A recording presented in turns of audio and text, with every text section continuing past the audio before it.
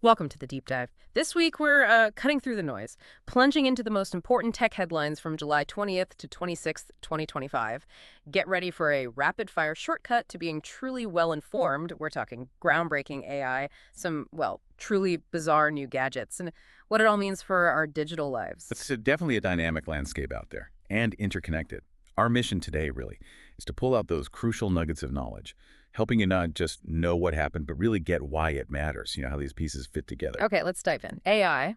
It's, again, just dominating the headlines, isn't it? Can you believe this? OpenAI's AI system achieving gold medal level performance at the International Mathematics Olympiad. I mean, that's not just solving problems, that's complex, creative reasoning.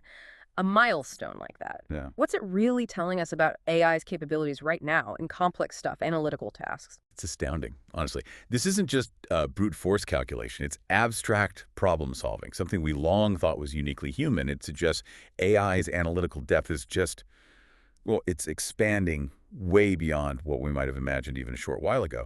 And like you said, ChatGPT got agentic. Agentic, right. Meaning it can now autonomously pick and combine different tools to execute multi-step tasks.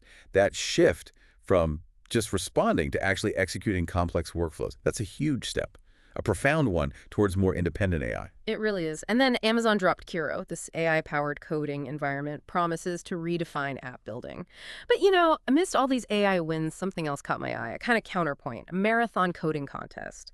Polish programmer Przemysław Dybiak narrowly beat OpenAI's latest model. Does that tell us anything about AI's limits, or is it just, a temporary human win? Well, it's a fantastic reminder, isn't it, that human ingenuity isn't obsolete. Not yet. And that even with these incredible leaps, there are still nuances, problem-solving areas where human intuition, adaptability, they still prevail. But it does highlight how narrow that gap is becoming.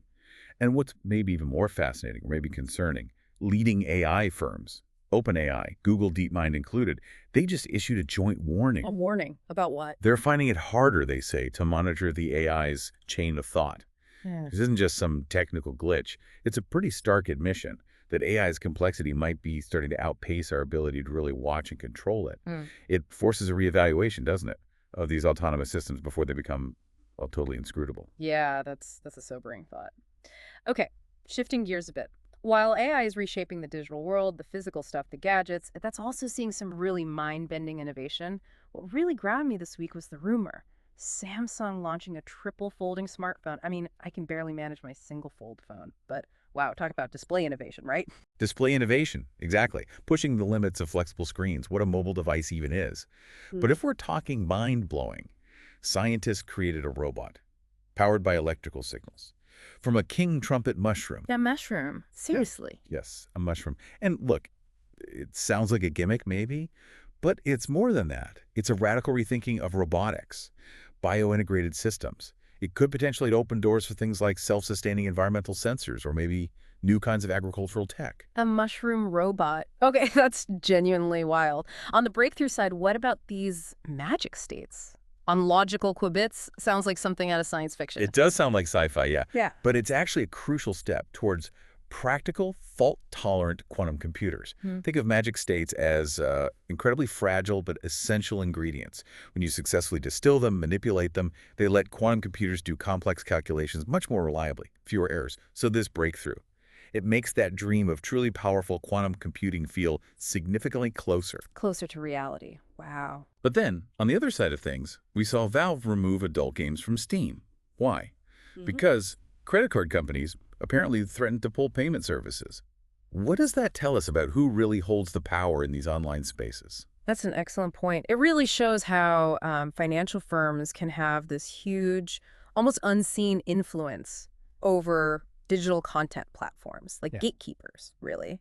And that codes of control, it goes beyond just content, doesn't it? Like on the software side, DuckDuckGo introduced a filter to remove what it calls AI slop from search results. Yes, the AI Slop filter. Yeah, trying to keep information clear, fighting that synthetic content clutter. It's basically a battle for informational purity, isn't it? As this generative AI stuff just explodes everywhere, the signal-to-noise ratio online gets harder to manage. So this filter, it's a proactive move, trying to maintain search integrity. But it also raises questions like, who gets to define slop? And what does that mean for content creation going forward? And this links directly to another point about control and access. LibreOffice accused Microsoft. They basically said Microsoft intentionally makes its file formats complex. To limit competition. Exactly. To limit competition, create lock-in for users, making it harder for you to switch to alternatives without losing stuff. Compatibility. That sounds like a classic power play. And speaking of vulnerability, that Nordic payment system outage. Card payments just failed. For 2.5 hours, Denmark, parts of Europe, just a technical collapse from nets, but wow, it really showed how fragile this digital infrastructure we rely on can be. Absolutely. It's a stark reminder, isn't it, of how deeply society relies on these systems we don't usually see, and how one single point of failure can ripple right across an economy. And then, layering onto these vulnerabilities, researchers found over 400 AI bots on X. On X? Doing what? Just subtly posting automated political messages. This isn't just spam. It's a sophisticated, automated push to shape online discussion, to influence public opinion, potentially. Wow. Okay. So, wrapping this up, what does this all mean for us?